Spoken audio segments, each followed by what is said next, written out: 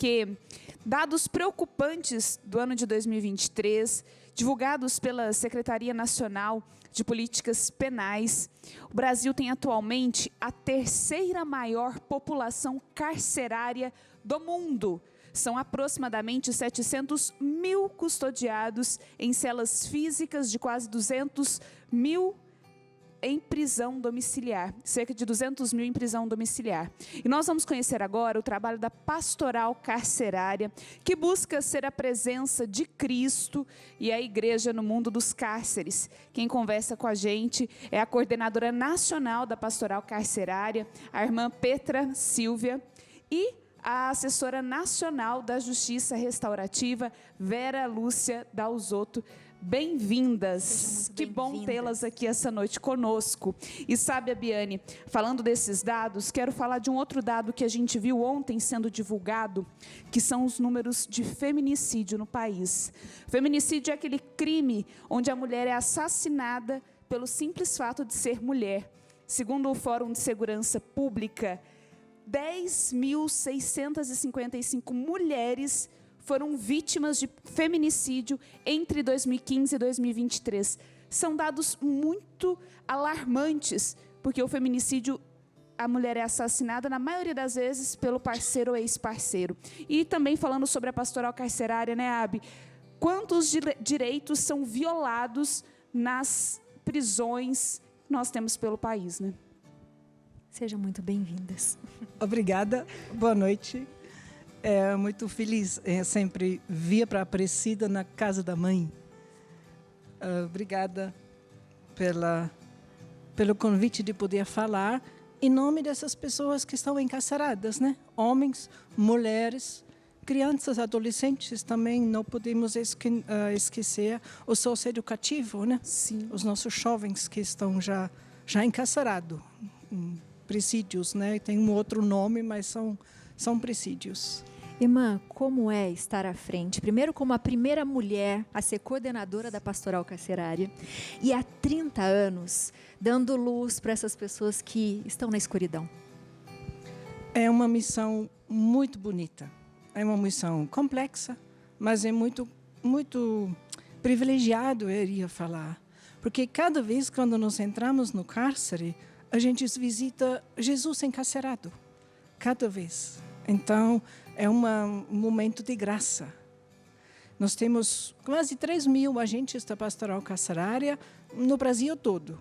Os 80% das dioceses têm grupos. E, por sinal, a maioria são mulheres que visitam os cárceres, que visitam homens e as mulheres. Sem contar as mães, não é mesmo, irmã? Porque quando uma pessoa é presa, a mãe também acaba ficando presa diante daquela situação. Exatamente. Graças a Deus. Então, quando uma pessoa presa perde um contato com a mãe, que os homens vão embora, né? Rapidinho. Mas as mães estão na fila, às 4 horas, 5 horas da madrugada, pegando as coisas, passando por inúmeras humilhações, até chegar para encontrar seu filho ou seu marido. E aí, as mulheres, quem já foi em frente de um presídio feminino, não tem fila. Não tem fila.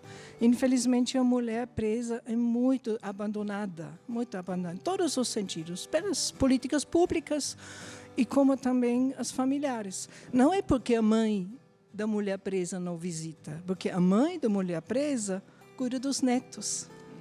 E a maioria é pobre, a maioria é negro. Então, a pessoa realmente a mulher muito abandonada no cárcere. Vera. Como é? Ai, pode ir. Ia perguntar para ela, Abi, como que é o seu trabalho acompanhando a pastoral também? Qual é a sua atuação nesse processo todo? Perfeito. Primeiro, é uma honra, né? Muito, muito grande estar aqui. É um privilégio, digamos assim. Eu estou aqui não em meu nome, né? Mas eu trago junto comigo o meu trabalho, minha missão. Trago as mulheres privadas de liberdade, porque é a elas que eu visito.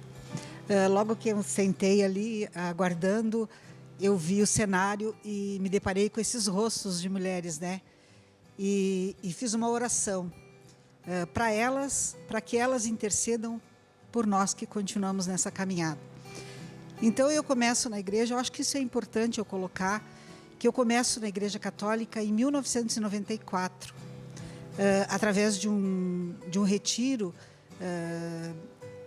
do Cursilho, o movimento cristão, né? E lá em 94, então, eu participo desse pequeno curso, e de lá para cá, e no final desse curso, a gente faz um compromisso, se desejar. E eu fiz um compromisso de cumprir a minha missão de batizada. E quem põe a mão no arado não olha mais para trás. Em 97, através da campanha da fraternidade, eu fui designada, digamos assim, pelo nosso pároco a trabalhar com familiares de pessoas privadas de liberdade. E aceitei, obviamente. E éramos em 6 casais.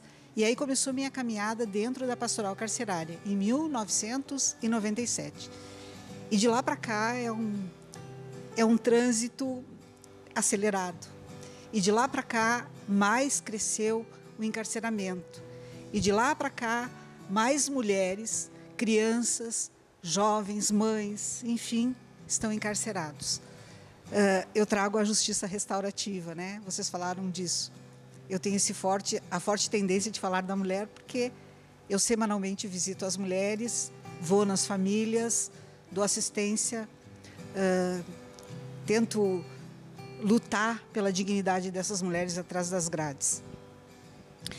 Em 2014, então, eu faço uma experiência de vivência da justiça restaurativa. O que é essa justiça restaurativa? É um contraponto à justiça punitiva que se tem e que se sabe que não dá conta. Porque se a justiça punitiva, de fato, resolvesse a situação de violência no país, não seríamos o 3º país que tem maior número de encarceramento. A lógica seria outra, não é mesmo, Vera? Bom, não é mesmo, Abi? A lógica seria outra. Teríamos um país seguro, sem problemas, né? Mas a gente tem que ficar atento, porque a prisão é resultado social. Sim. Né? A gente não tem como se eximar disso. Somos todos responsáveis pelo encarceramento. É fruto de um desequilíbrio social. E aí a gente vem a desigualdade social, né, Abi, o racismo, a falta de educação, a falta de saneamento básico, enfim, todos esses problemas. Além dos emocionais, né? Que é o que Perfeito. a gente começa a observar em relação às mães, provavelmente para elas. Quando elas recebem as visitas das mães, deve ser algo muito difícil, porque eu, né, como filha, Camila, todos nós, eu acho que uma das maiores tristezas da nossa vida é decepcionar os nossos pais, as nossas mães, Perfeito. né? E eu acho que isso deve ser muito pesado para elas.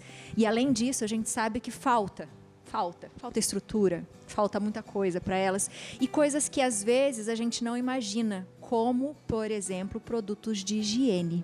A Pastoral Carcerária tem um trabalho interessante também nessa lógica de perceber a violação dos direitos, não é mesmo, irmã? A Pastoral Carcerária, ela também tem essas visitas com esse olhar.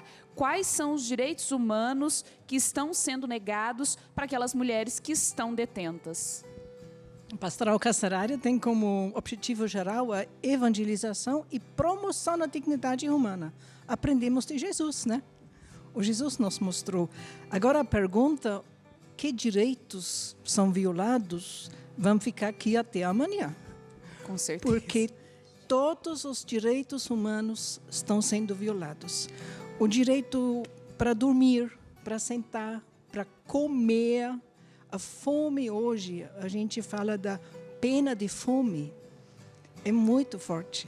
Isso apareceu bastante durante a pandemia, que as familiares não poderiam visitar e nem poderiam levar o chamado cubal, sacola, cada estado tem o seu nome.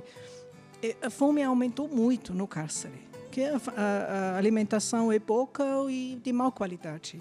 A questão da saúde, e vendo da mulher, né? Que tem uma questão da saúde bem diferente.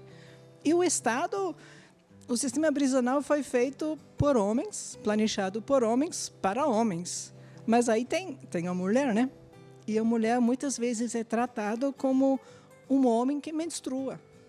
Tipo, se tem um absorvente, então está resolvido, porque parece a única coisa diferente. E muitas vezes nem tem o absorvente, né, irmã? Muitas vezes, sim. o absorvente de má qualidade. Então, a questão da saúde, a assistência jurídica, as mulheres sempre são os últimos na fila. E a mulher é muito julgado, que já foi mencionado aqui, julgado moralmente. A mulher não faz isso.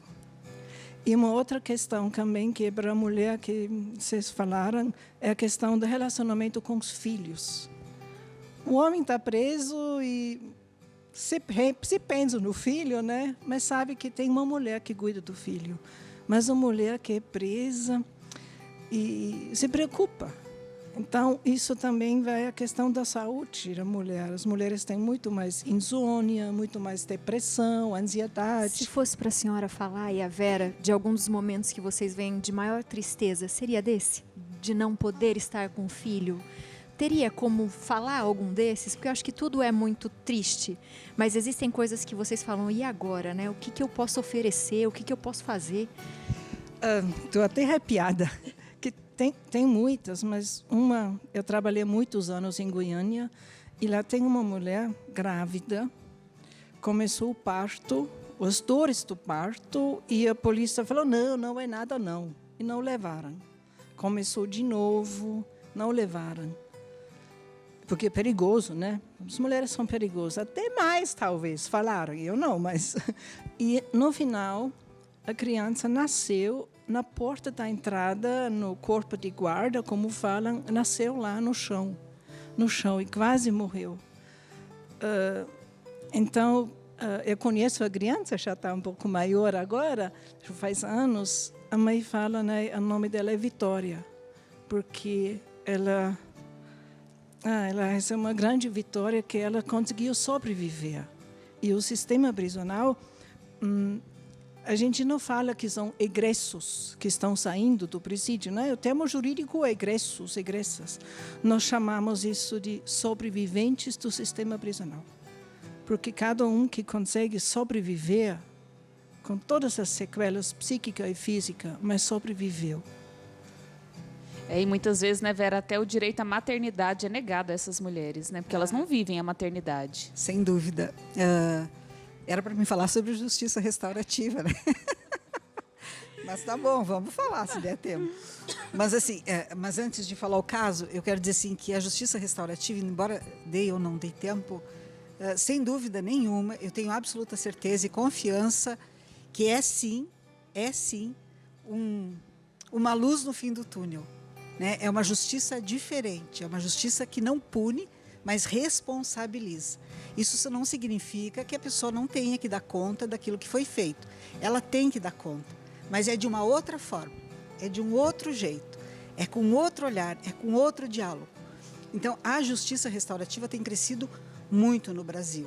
Nós temos vários juízes hoje que acreditam nessa proposta e que estão trabalhando com essa proposta, dentro e fora das unidades. Eu, particularmente, também trabalho com isso. Nós oferecemos através da Pastoral Carcerária Nacional. Hoje nós temos quase 2.000 agentes formados em serem facilitadores, ou seja, pessoas preparadas para uma escuta qualificada dentro de um ambiente prisional. Tá? E eu falo isso da justiça restaurativa. E aquilo que você provocou de falar um caso, teria muitos, porque são muitos anos atrás das grades com as mulheres. Eu tenho um carinho muito especial por elas, elas sabem disso. Nós temos, é aquela velha história, uma convertida que vai lá se converter. A prisão, para mim, é um lugar de conversão. A prisão, para mim, sem dúvida, é um espaço onde eu só aprendo, eu só tenho aprendido. E quando a gente se dá a oportunidade de aprender, a gente fica um ser humano melhor, seja no espaço que for que nós estivermos. Bem, eu tenho 2 casos. Um é uma mulher que, de tanta dor nos dentes, ela extraiu os dentes com as calcinhas puxando. Esse é um. Eu tenho registro, eu tenho foto.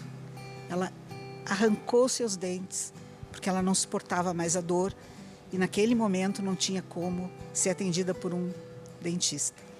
E outro caso que me impactou bastante, uma menina, porque a gente sabe quando ela é levada para a unidade prisional, ela deixa o filho, né? criança fica.